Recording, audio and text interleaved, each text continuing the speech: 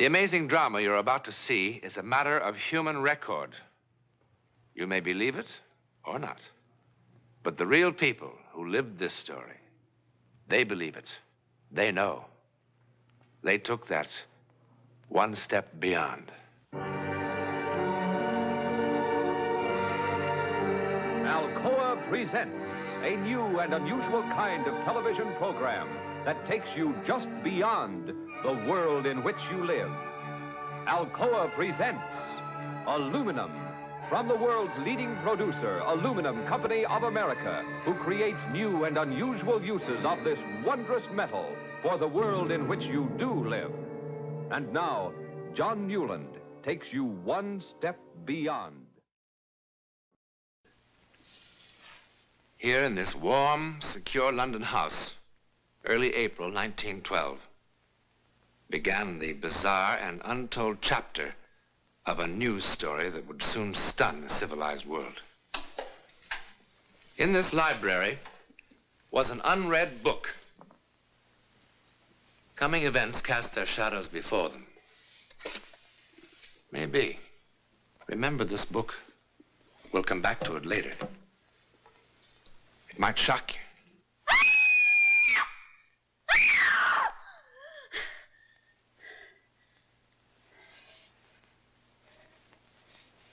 Mother. Mother. Mother. Mother! Mother!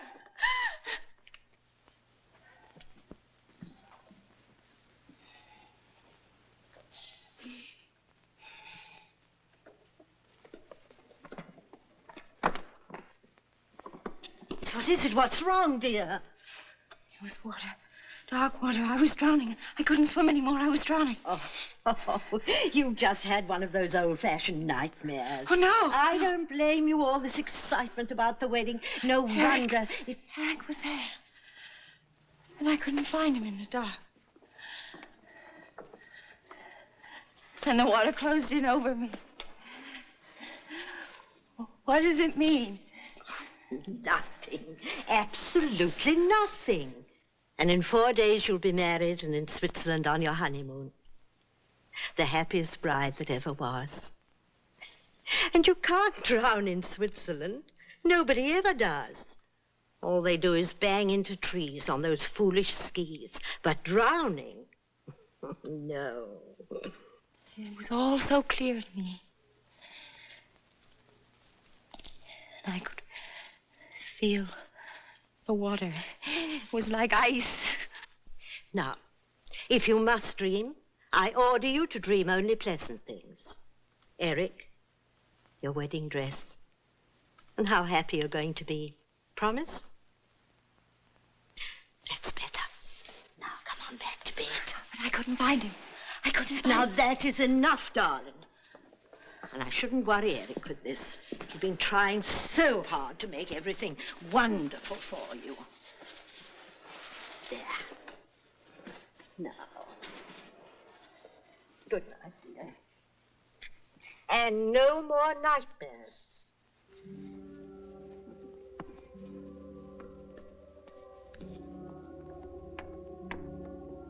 Good night.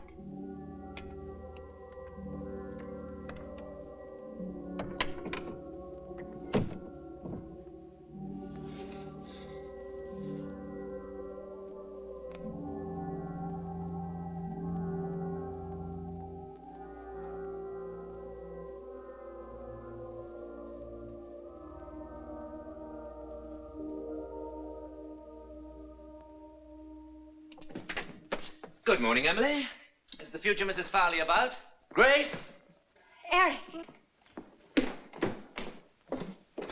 Well. I know it's early, but I wanted to see what my wife would look like in the mornings. Ugly. Would you like some coffee, darling? I'd love some. You like surprises, don't you, darling? I love them. Come on, surprise me. It's about our honeymoon. The honeymoon? We're not going to Switzerland. We're not. Well, where are we going? We're going to America. To New York City. New York? Eric. Now, why don't you ask me how we're going to get there? Swim? Rowboat, raft? All right, darling, how? That's how. Stateroom 111B, boat deck, right next door to Mr. and Mrs. John Jacob Astor, no less. On the maiden voyage of His Royal Majesty's ship, Titanic, Southampton to New York, 6 days at sea, next Tuesday. At sea? Oh, just a little sugar, darling. I can't.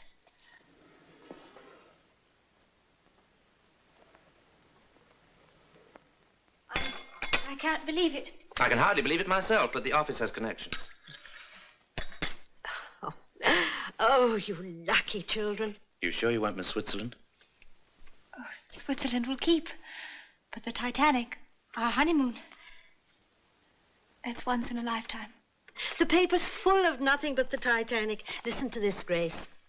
RMS Titanic, the world's largest and most luxurious liner, is writing a new and glamorous chapter in man's conquest of the sea. By virtue of her 5 watertight compartments, she's being hailed in marine engineering circles as the unsinkable ship.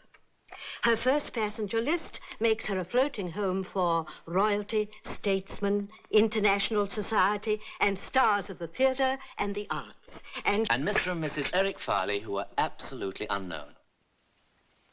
And absolutely in love.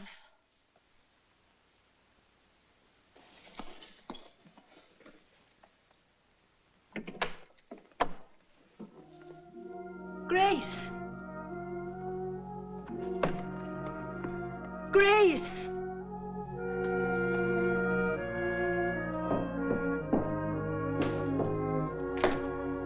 Grace, what is it, darling?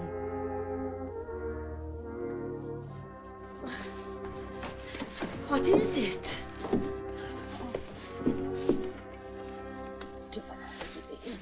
Mustn't. We can't go on that ship. It happened again. I dreamed. Now, darling, I do wish you wouldn't. I saw the sea, the cold sea. Oh. There were people struggling in the water. Really? Sinking, dying. Grace. And then a huge ship slid down. Down. Now, it's just a bad dream. Besides, that ship couldn't be the Titanic. The Titanic can't sink. Everyone knows that. I saw a lifeboat tossing in the water. Grace. There were letters on the side of it. I saw. Really so clearly I saw the word Titanic on the side of the boat. I did. I did. I did. I did. I did. I did. I did. Your intuition should tell you that what you see next is not a dream. It can come true. Just what I've always wanted. Only my own dear Aunt Agatha would have guessed. Have you ever kept birds, my darling? No, neither have I. You ever thought of keeping birds? Neither have I. Then by all means, write dear Aunt Agatha and tell her she's made us very, very happy. I will.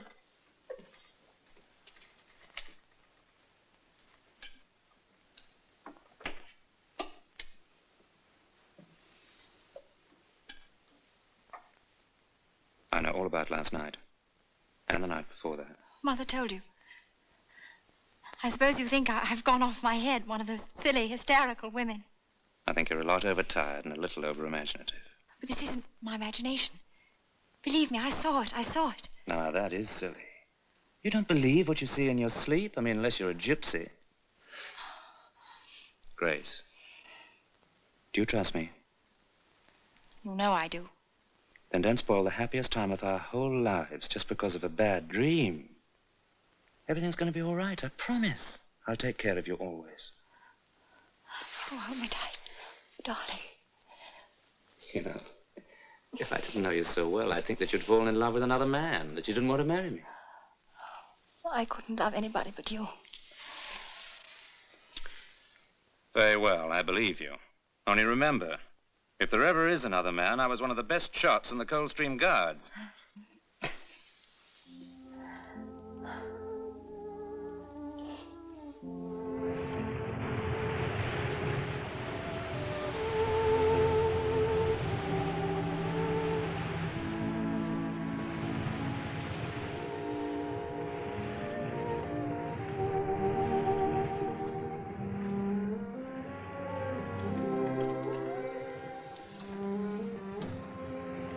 Are you asleep? I will keep a bird after all. I beg your pardon. That would please your Aunt Agatha, wouldn't it? Terribly. Did you have any particular species in mind? Oh, a lovebird, of course. Oh, naturally, lovebird.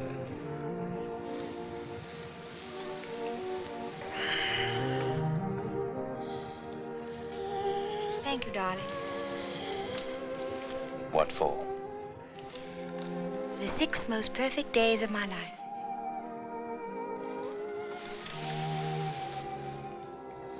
How lovely you are. And very young. Could be even better days.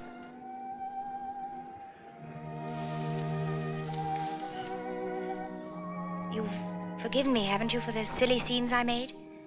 I've forgotten the whole thing. I'm glad. Such awful, ridiculous dreams. It wasn't a dream at all. I was wide awake when I felt there was something wrong with the ship. Quite wrong. I know you'll laugh. And I don't blame you. I was in my cabin this afternoon. I imagine it was around 4 o'clock when I heard this terrible sound. What kind of sound? It was a terrible grinding sound, as though the ship had suddenly struck some immovable object. The whole boat seemed to tremble with the impact. Tell me, by any chance, did you hear anything or feel anything? No. I heard nothing like that, I'm happy to say. You know, it's probably your imagination, or more likely, indigestion. Now, why don't you see the ship's doctor? He's a good man, I'm told. I'm all right physically. It's just that for the first time in my life, I'm afraid. I'm afraid even for the next few hours. I don't know what I'm afraid of. It's as though something in my soul. You know, if I weren't such a hard-headed realist and I were at home, I think I'd call on my minister.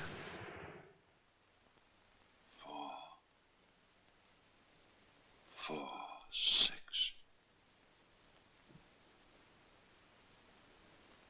4, 6.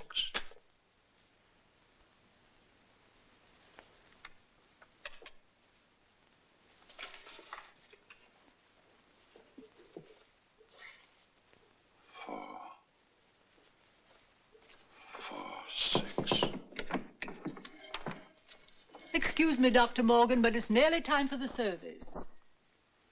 Miss Parsons, I'd like the congregation to sing hymn number 446 tonight.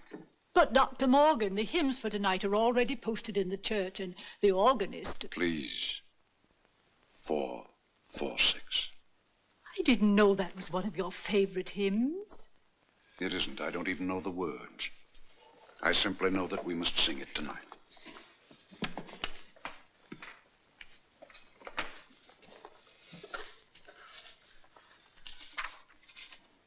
Hear, Father, while we pray to thee for those in peril on the sea.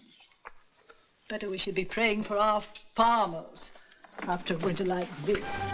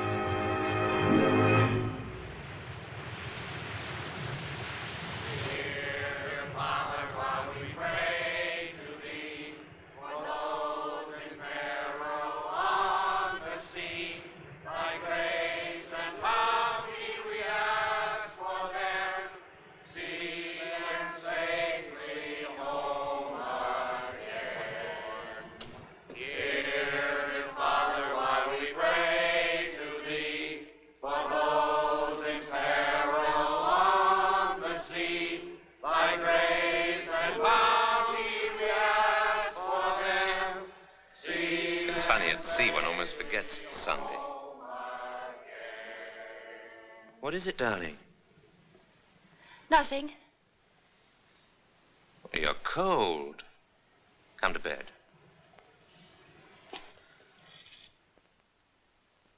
Harry Teller, you're the only man in New York City that's still up. You've been here for 4 hours. I don't know what's wrong with me. Harry, what's this? I thought you were supposed to be drawing pretty girls in the new spring styles. You'll never make the deadline now. I don't know how it happened. I was, I don't know, helpless. Something seemed to be guiding my hand. I can't explain it. You're tired. You've been working too hard. Now, come on. No. No, it's not that. Harry, let's go to bed.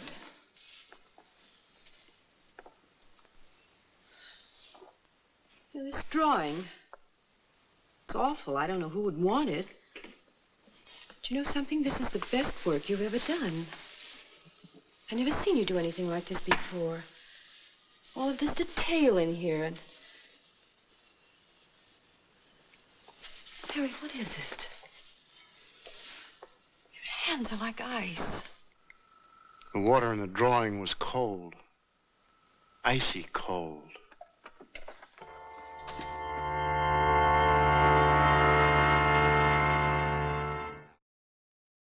If you listen carefully, we will prove our ability to transfer our thoughts to you.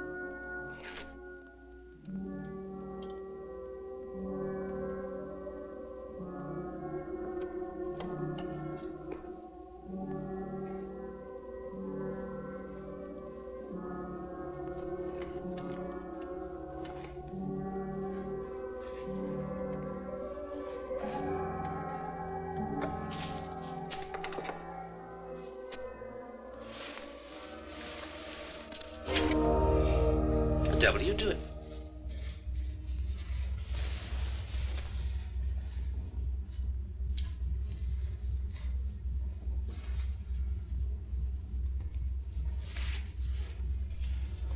Grace. Grace. Grace.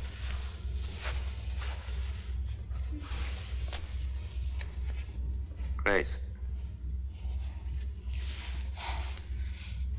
What happened? What's the matter? Everything's all right now. You come back to bed. I don't understand. I was sleeping and someone was screaming, hurry, that we need warm clothes. And I must... What's wrong with me? I must be losing my mind. Oh, I'm losing my mind. Darling, you're driving me out of mind, you know. Look, I'm not John Jacob Astor or a member of the nobility. I've saved for 2 years for this trip, wanting it to be a perfect honeymoon, and to have it spoilt by such childish nonsense. Oh, I'm sorry, Eric. I'm sorry. All right, darling, you're forgiven. I just don't make a habit of pitching my best clothes on the floor.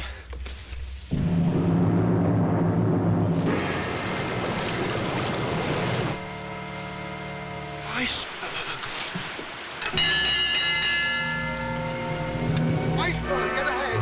Iceberg, get ahead! Iceberg, get ahead!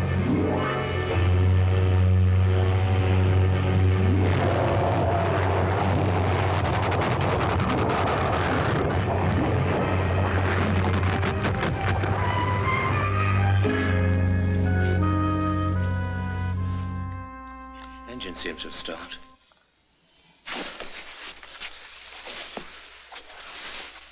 You all right?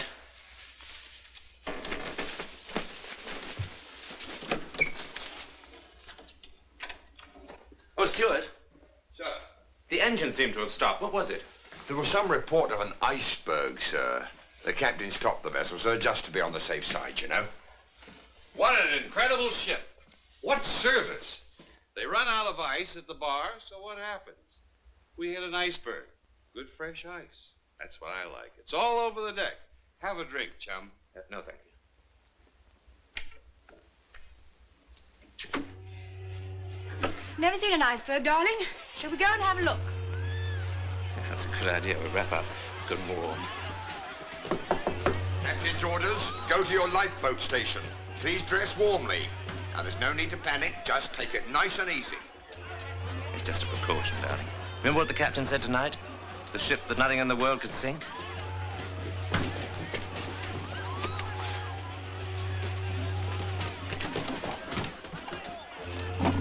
What are you doing?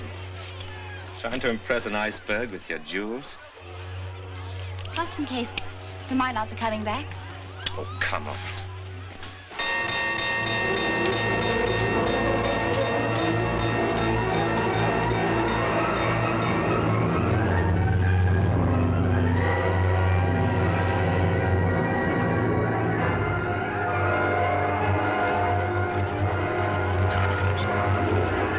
Easy does it now.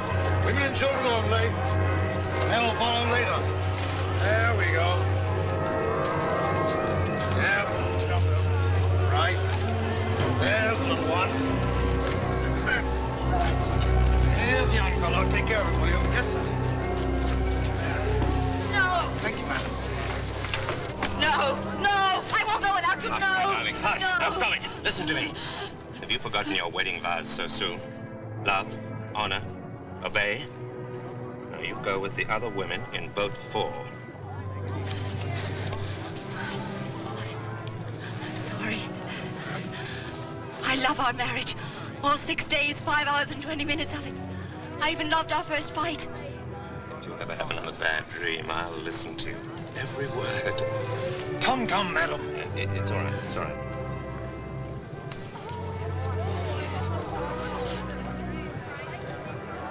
Good night, my love.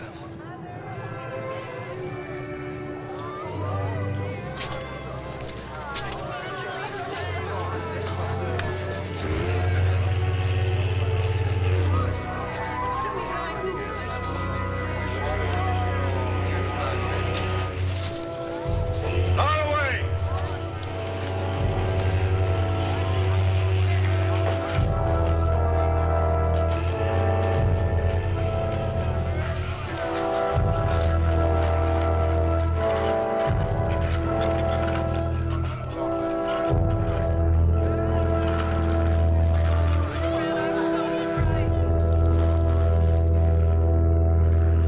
Eric Farley never came back to this house.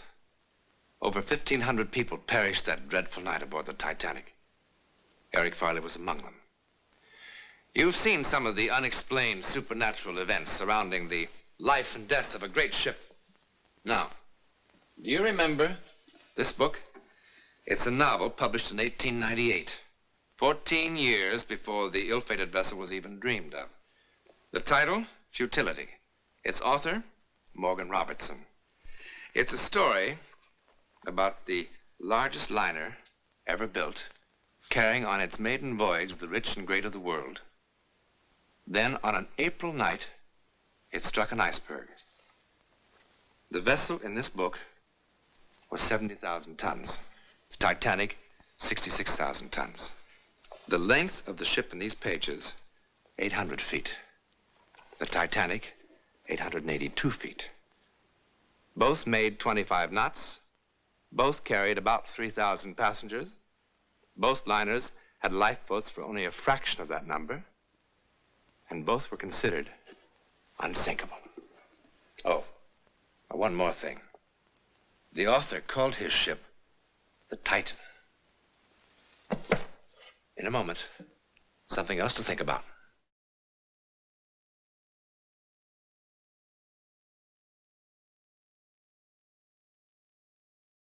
This is the ticket that carried a passenger, Arthur Douglas by name, from New York to Chicago on a fantastic excursion into terror. Now, if you were one of the passengers on the train that night, we'll thank you to keep your secret until next week, when a perfectly normal man takes that one step beyond.